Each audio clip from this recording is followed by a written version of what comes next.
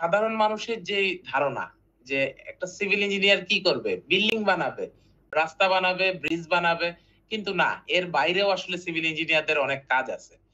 তো সবাইকে স্বাগত জানাচ্ছি আজকে আমাদের ওহে পৃথিবীর থার্ড পডকাস্টে। আজকে আমাদের আলোচনার বিষয়বস্তু হচ্ছে সিভিল ইঞ্জিনিয়াররা কিভাবে এনভায়রনমেন্ট বা সোশ্যাল ডেভেলপমেন্টের জন্য কাজ করে। তো জাহিদ ভাই, আজকে আমাদের পডকাস্টে আপনাকে স্বাগতম। Thank you very much. আমরা তো জানি হচ্ছে বিভিন্ন ধরনের সাবজেক্ট আছে, তো সিভিল ইঞ্জিনিয়ারিং তার মধ্যে অন্যতম। বাংলাদেশে one of the prominent subject বলা যেতে পারে। তো একটু সংক্ষেপে বলবেন কি যে সিভিল ইঞ্জিনিয়ারিংয়ে কি কারিকুলাম কভার করানো হয়, মানে আসলে এই সাবজেক্টের কাজটা কি আমরা একটু জানতে চাই। শাহিদ ভাইয়ের কাছে আগে একটু শুনি, তারপরে রাব্বি ভাইয়ের কাছেও শুনবো। If we go by the book definition, we are working with structures. বলে পুরো কৌশলী আমরা যখন বিল্ডিং বানাচ্ছি, রাস্তা বানাচ্ছি, ব্রিজ বানাচ্ছি, কনস্ট্রাকশন এটার সাথে রিলেটেড যে নলেজ গুলো বা যে ইঞ্জিনিয়ারিং টপিক গুলো, এটা যে সাবজেক্টের আন্ডারে পড়ানো হয় সেটাই হচ্ছে আপনার civil engineering. However, like any branch of knowledge, over a period of time, প্রতিটা ইঞ্জিনিয়ারিং সেক্টরে কিন্তু আসলে ডেভেলপমেন্ট ইভলভ করে। হ্যাঁ, সিভিল ইঞ্জিনিয়ারিং হয়তো আজকে থেকে যদি 200-500 বছর আগে দেখি, their scope of work was very limited only related to construction. But এখন সিভিল ইঞ্জিনিয়ার স্কোপ গুলো অনেক দিকে ছড়িয়ে দিয়েছে। ট্রান্সপোর্টেশন ইঞ্জিনিয়ারিং এ সিভিল ইঞ্জিনিয়াররা ইনভলভ হচ্ছে, এনভায়রনমেন্টাল চেক হচ্ছে। আমি যদি আমার নিজের কথা বলি, সাস্টেনেবিলিটিতে আসলে অনেক সিভিল ইঞ্জিনিয়ার আসলে এখন ইনভলভ হচ্ছে, অপারেশনস আর প্রজেক্ট ম্যানেজমেন্ট ইঞ্জিনিয়ার ইনভলভ হচ্ছে। তো এই সবগুলো এখন কিন্তু সিভিল ইঞ্জিনিয়ারিং পার্ট হিসেবে চলে এসছে এবং এইসব জায়গাগুলোতে আমরা কাজ করছি, কম বা বেশি। বা কেউ কেউ হয়তো মানে আরো হায়ার স্টাডিজ নিয়ে আসছে, কিন্তু এটা কিন্তু আসলে আমাদের ইঞ্জিনিয়ারিং ওখানে হয়েছিল, ওখান থেকে আমাদের বেসটা দিয়ে দিয়েছিল। ফ্রম দেয়ার আপনি সবগুলো জায়গাতে অল্প কম বেশি আমাদেরকে আইডিয়া দেওয়া হয়েছে, ধারণা দেওয়া হয়েছে যে আপনার ক্যারিয়ারটা পরে আমরা এই সবগুলো সেক্টরে আসলে সিভিল ইঞ্জিনিয়ারদের কাজ আছে এবং ক্যারিয়ার আছে। তো রাব্বি ভাই, আপনিও তো সিভিল ইঞ্জিনিয়ার, তাহলে আপনার কাছ থেকেও শুনি যে সিভিল ইঞ্জিনিয়ারিং এ আসলে কি সিলেবাস কভার করা হয়, স্পেশালি যদি ডেভেলপমেন্ট বা সোশ্যাল সেক্টরে কি কি বিষয় পড়ানো হয়, আপনারা যদি একটু বলেন। থ্যাংক ইউ নাজমুল ভাই, এন্ড ওয়েলকাম জাহিদ।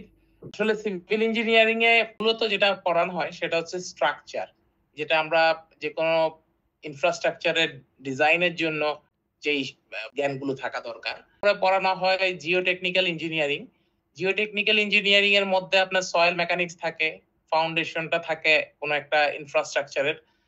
তারপরে হচ্ছে ট্রান্সপোর্টেশন ইঞ্জিনিয়ারিং। এই ট্রান্সপোর্টেশন ইঞ্জিনিয়ারিং এ আপনার হাইওয়ে এবং ট্রাফিক ইঞ্জিনিয়ারিং পড়ানো হয়। এর পাশাপাশি আছে রেলওয়ে ইঞ্জিনিয়ারিং কিংবা এয়ারপোর্ট ইঞ্জিনিয়ারিং। আর সবচেয়ে গুরুত্বপূর্ণ যে বিষয়টা পড়ানো হয় সেটা হচ্ছে এনভায়রনমেন্টাল ইঞ্জিনিয়ারিং। এটার ভিতরে থাকছে হচ্ছে water and waste water treatment, তারপরে থাকছে সলিড ওয়েস্ট ম্যানেজমেন্ট এবং এনভায়রনমেন্টাল ইমপ্যাক্ট অ্যাসেসমেন্ট। এই বিষয়গুলো আসলে আমাদের বর্তমানে সাস্টেনেবিলিটির সাথে সরাসরি জড়িত। বাস্তবতার সাথে যদি মিল রেখে কাজ করতে হয়, সেই ক্ষেত্রে এনভায়রনমেন্টাল ইঞ্জিনিয়ারিং এর জ্ঞানটা থাকা খুবই জরুরি। এর পাশাপাশি সিভিল ইঞ্জিনিয়ারদেরকে পড়ানো হয় ওয়াটার রিসোর্স ইঞ্জিনিয়ারিং, যেখানে হচ্ছে ফ্লুইড মেকানিক্স, হাইড্রোলিক্স কিংবা ইরিগেশন এবং ড্রেনেজ, হাইড্রোলজি এগুলো নিয়ে পড়ানো হয়। এছাড়াও যে কোনো একটা কনস্ট্রাকশন বা যে কোনো একটা প্রজেক্টের ম্যানেজমেন্ট কিভাবে করতে হয় এই বিষয়গুলো তাদেরকে পড়ানো হয়। এর মধ্যে থাকে ধরেন এস্টিমেটিং বা কস্টিং, এবং কনস্ট্রাকশন প্ল্যানিং কিভাবে করতে হয়, কনস্ট্রাকশন শিডিউলিং কিভাবে করতে হয়, কন্ট্রাক্টিং কিংবা টেন্ডারিং, এই বিষয়গুলো সম্বন্ধেও ধারণা দেওয়া হয়। আরেকটি বিষয় থাকে সিভিল ইঞ্জিনিয়ারিং এর সাবজেক্টে, সেটা হচ্ছে সার্ভেইং এন্ড ম্যাপিং, যেটা মানে খুবই গুরুত্বপূর্ণ। সেখানে চেইন কম্পাসের ইউজ বা টোটাল স্টেশন সার্ভে, জিএস এবং রিমোট সেন্সিং এর মতো গুরুত্বপূর্ণ বিষয়গুলো শেখানো হয়। সিভিল ইঞ্জিনিয়ারিং বললেই এই বিষয়টা চলে আসে, সেটা হচ্ছে building materials and construction technology.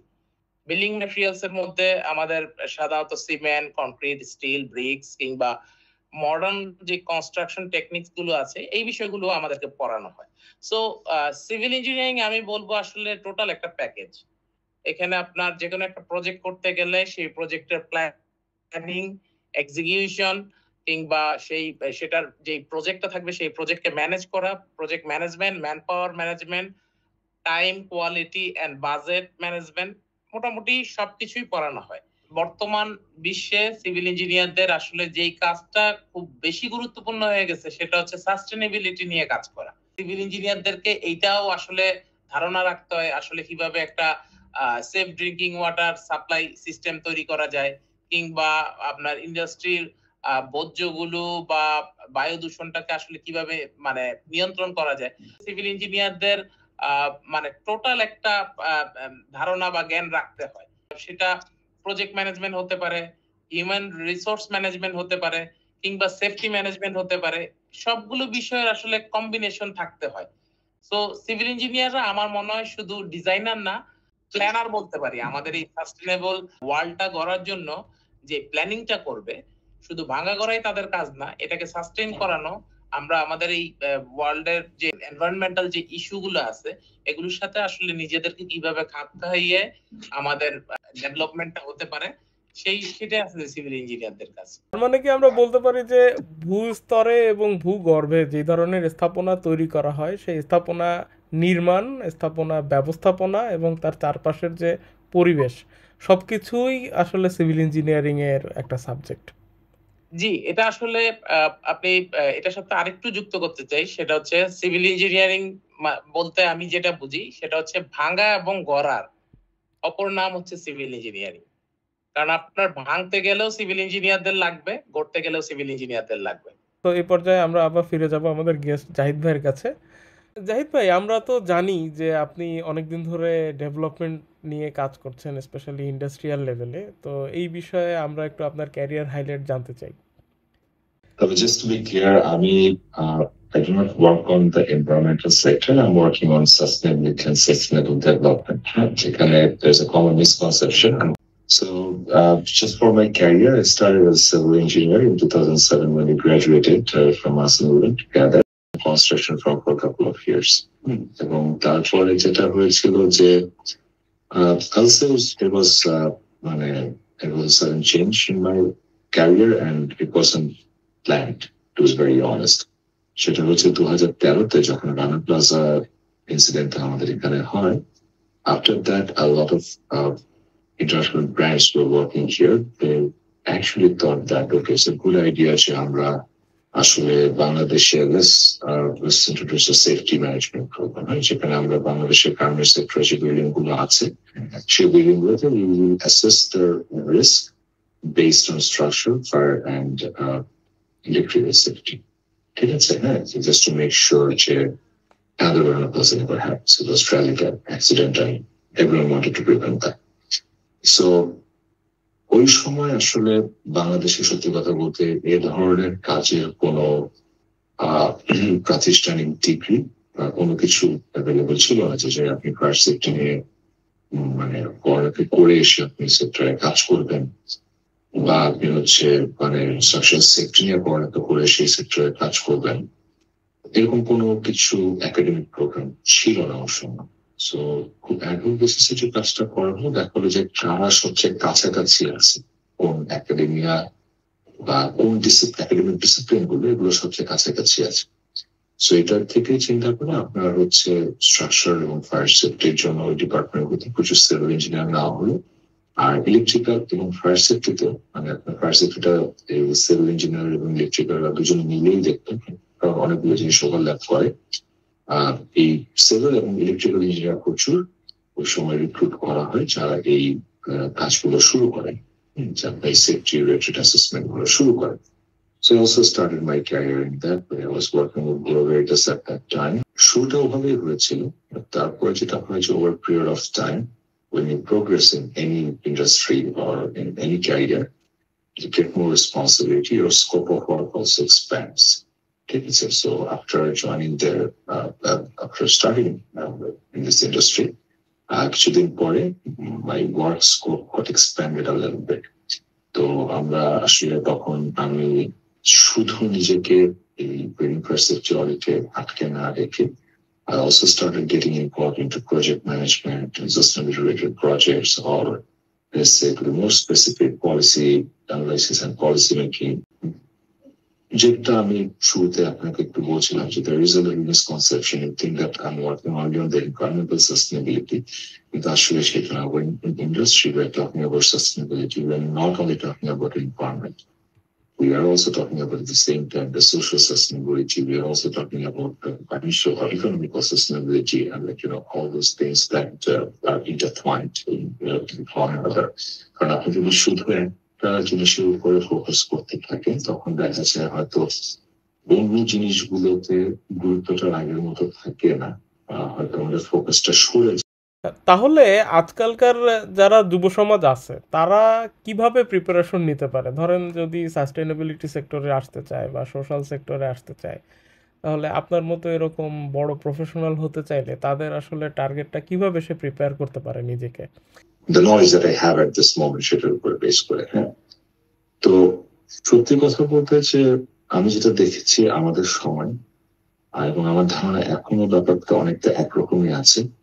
Academically যেটা শিখে আসবেন সেটা কিন্তু আপনার অন জব যখন আপনি কাজ করবেন সেখান থেকে হচ্ছে যে সেটা আপনার কাজের ম্যাক্সিমাম 20-50% কাভার করবে। বাকি 50% অফ ইউর জব আপনাকে সবসময় অন জবই শিখতে হবে, সেটা আপনি যেখান থেকে পড়ে আসেন। সাস্টেইনেবিলিটির ব্যাপারটা নিয়ে I would say something same as you, যে it's a new subject I would say. বাংলাদেশেও এটা নতুন, শুধু বাংলাদেশে না, গ্লোবালি এটা নতুন। তো আপনি যদি বলেন যে মানে শুধু একটা ডিগ্রি নিয়ে কেউ ওটা শুরু করে দিতে পারবে নাকি, degree will help them, but a degree will not teach them everything they need to know to start this job. So কি শিখতে হবে? আপনার যদি শেখার ইচ্ছা থাকে, আমি বিশ্বাস করি না যে এমন কোন জব আছে, after all it's a very specific job like মানে it's a doctor's job or let's say মানে job যেগুলোতে specific training and practice like years and years of practice. Other than that, any other job, if you have the dedication, if you put in the times, if you're willing to learn, আপনি সেখানে শিখতে পারবেন, আপনি সেখানে কাজ করতে পারবেন। আপনি যদি বলেন যে সাস্টেইনেবিলিটি আসলে আমাদের ইউনিভার্সিটি কতটুকু রেডি করে দিচ্ছে, তার থেকেও বড় গুরুত্বপূর্ণ ব্যাপার আমার কাছে যেটা মনে হয় যে আপনি নিজেকে তৈরি করার জন্য আসলে কি করেন, কি করতে রাজি আছেন। আপনি যদি শিখতে চান, আপনি যদি কাজ করতে চান, আপনার ইউনিভার্সিটির পড়ার বাইরেও কিন্তু আপনি খোঁজ করে দেখতে পারেন যে এখানে কি আছে, and you can start learning those stuff by yourself as well, and no one will stop you.